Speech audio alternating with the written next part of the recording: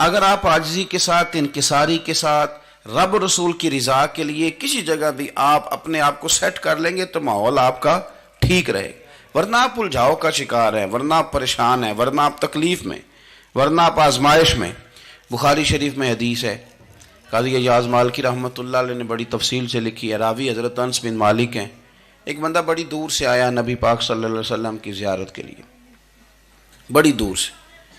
عرب کے جو سردار ہوتے تھے ان کے بڑے ناز نخرے ہوتے تھے، وہ خیر آج بھی ہیں، پروٹوکول کا ماحول آج بھی، یعنی وزیر صاحب کے آگے دو چار گاڑیاں نہ ہوں تو ان کو مزہ ہی نہیں آتا، پولیس والے آگے پیچھے بھاگیں تو حالانکہ ان کو نہیں پتا کہ جو پولیس والے آگے پیچھے بھاگ رہے ہیں نا، یہ حکومت بدلی تو گرفتار کرنے بھی انہوں نے ہی آنا ہے، لیکن وہ بڑا مزہ آتا ہے جب لوگ گاڑی کے پیچھے بھاگتے ہیں۔ کیا بات ہے جناب، بڑی بات۔ اور ہماری طبیعتوں میں پتہ نہیں کون سی، یہ پیسے پھینکنے والے دوست مجھ سے ناراض نہ ہو جائیں، لیکن میں اکثر سوچتا ہوں کہ یار یہ کس طرح کا کام ہے کہ پہلا کھلارنے پھر آپ اکٹھے کرنے، تو آپ کٹھے دے دیں جس کو دینے ہیں، ختم ہو جائے بات۔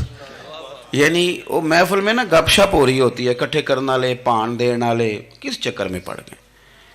حضور غوث اعظم رضی اللہ تعالیٰ عنہ کی محفل میں شیخ یحییٰ نجار آیا کرتے تھے تو وہ کہتے تھے کہ ہم وہاں گنتے تھے آج کتنے بندوں نے توبہ کی، تو ہم سے گنے نہیں جاتے تھے، اتنے لوگ توبہ کرتے تھے۔ بزرگوں کی محفلوں میں توبہ کرنے والے گنے جاتے تھے، ہماری محفلوں میں پیسے گنے جاتے ہیں اور وہ پرچیاں دی جاتی ہیں۔ ایسا نہ کریں، اس سے گھٹن پیدا ہوتی، اور پھر جو نوٹوں والے ہوتے ہیں وہ فرنٹ سیٹوں پہ آ جاتے ہیں۔ بہت سارے غریب سوچتے ہیں کہ میرے پاس بھی اگر کرارے نوٹ ہوتے تو میں بھی آگے ہوتا۔ تو کم از کم یہ جو میلاد کی محافل ہیں ان میں تو سب کو ایک جیسا رہنے دے، یہاں تو امیر غریب کا فرق نہ ہو، اس کو تو مہربانی کریں۔ تو نبی پاک صلی اللہ علیہ وسلم کی خدمت میں وہ شخص بڑی دور سے آیا، تو عرب کے بادشاہوں کا مزاج تھا، پروٹوکول بڑا چاہتے تھے، ان کا تو یہ طریقہ تھا کہ حکمرانی کرنی ہے جیسے بھی ہو۔ اگر کسی غلام نے دھوپ میں بندھا رہ گیا، اونٹ اور چھاؤں میں نہیں باندھا تو درے مارتے تھے، اور اگر اس نے کھول کے باندھ دیا تو پھر بھی مارتے تھے، کہتے تھے اتنا سیانہ ہو گیا تو انہیں پوچھا ہی نہیں، خود بخود ہی باندھ دیا۔ وہ شخص حضور کی بارگاہ میں آیا اور بہت سارے لوگوں کے پاس کیونکہ وہ جاتا تھا اپنے سربراہ کا پیغام لے کے، تو وہ کانپ رہا ہے جب حضور کی بارگاہ میں گیا، ڈر رہا ہے۔ اب ذرا بات کو سمجھنا، نبی پاک صلی اللہ علیہ وسلم نے اس سے فرمایا کیوں ڈرتے ہو، سادہ آدمی ہے، دیہاتی ہے، بدو ہے۔ اللہ کے رسول نے تھپکی دی، کیوں ڈرتے ہو؟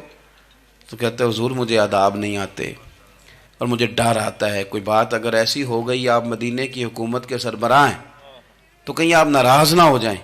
حضرت انس بن مالک فرماتے ہیں بات کہاں کی تھی، پہنچ کہاں گئی؟ جب اس نے یہ کہا نا کہ آپ تو حکومت کے سربراہ ہیں، کہیں کوئی غلطی نہ مجھ سے ہو جائے، تو نبی پاک کی آنکھوں میں آنسو آ گئے، حضور رونے لگے، اور نبی پاک صلی اللہ علیہ وسلم فرمانے لگے نہ بھائی، تو کسی حکومت کے سربراہ کے پاس نہیں آیا، نہ تو اس بیٹے کے پاس آیا ہے جس کی ماں گوشت کے خشک ٹکڑے کھا کے بھی گزارا کر لیتی۔ میں تو ایک غریب ماں کا بیٹا ہوں۔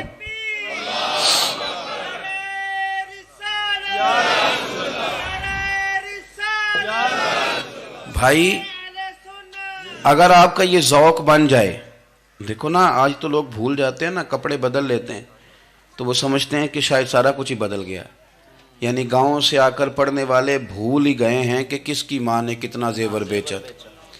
لوگ بھول جاتے ہیں چیزوں کو، اپنے ماضی کو یاد رکھیں، آپ لوگوں کے ساتھ پیار کریں، آپ لوگوں کو موقع دیں، آپ تھوڑی سی اور کوشش کریں اس شخص تک جانے کی جو آپ کو مایوس نظر آ رہا ہے، پریشان نظر آ رہا ہے۔ یہ ہمیں میلاد والے محبوب صلی اللہ علیہ وسلم نے درس دیا۔ ایک اور پہلو، حضور سید عالم صلی اللہ علیہ وسلم نے، ہمارے ہاں نا ابھی بھی برادری کی تقسیم ہے، ابھی بھی، اور کچھ میں نے ایسے کمزور لوگ بھی دیکھے، یہ اس طرح کی حرکتیں ہارے ہوئے لوگ کرتے ہیں، ہارے ہوئے لوگ جو اپنے آپ کو سمجھتے ہیں کہ میں کوئی بڑا آدمی ہوں۔ بڑا آدمی تو اپنے اخلاق سے ہوتا ہے، اپنے کردار سے ہوتا ہے، اپنی سخاوت سے ہوتا ہے، لوگوں سے پیار کرنے سے ہوتا ہے۔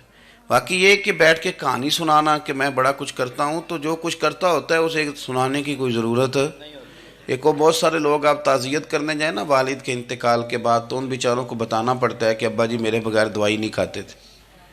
تو میں کہتا ہوں اگر تیرے بغیر نہیں کھاتے تھے پھر بتانے کی ضرورت نہیں، پھر تو سارے گاؤں کو پتہ ہوگا کہ تیرے بغیر نہیں کھاتے تھے۔ اور اگر کوئی دال میں کالا ہے تو پھر تیری وضاحت کوئی بندہ قبول نہیں کرے گا.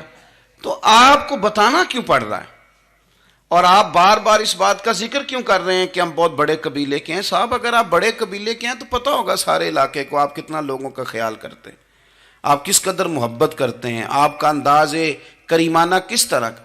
پھر آپ کو بتانے کی کوئی ضرورت نہیں ہوتی, پھر خود بخود خبر ہوتی ہے. حضرت سیدنا ابو ذر غفاری رضی اللہ تعالیٰ عنہ, قبیلہ بنو غفار ایک بڑی شاخ تھی قبیلوں میں سے. جو لوگ اس زمانے میں مالدار قبیلوں سے تعلق رکھتے تھے ان میں سے ایک بڑا نام تھا. ساری زندگی چودراہٹ کی, لیکن میلاد ایک انقلاب کا نام ہے. میں میلاد منانے والے دوستوں سے گزارش کرتا ہوں کہ آپ ہر سال میلاد منائیں اور ہر سال میلاد کے بعد آپ تھوڑے بدل بھی جائیں, یعنی تھوڑے سے بدل جائیں. کچھ لوگ کہیں یار یہ داڑھی میں نے نا 12 ربیع الاول والے دن رکھی تھی, یہ میری میلاد والی داڑھی ہے. اور داڑھی رکھیں بھی نبی پاک کی مرضی کی. کس کی مرضی کی؟ نہ ناراض ہو جائے جی میں ٹور چلا بس. کس مرضی کی جی؟ اپنی مرضی کے نہیں. داڑھی کا وزن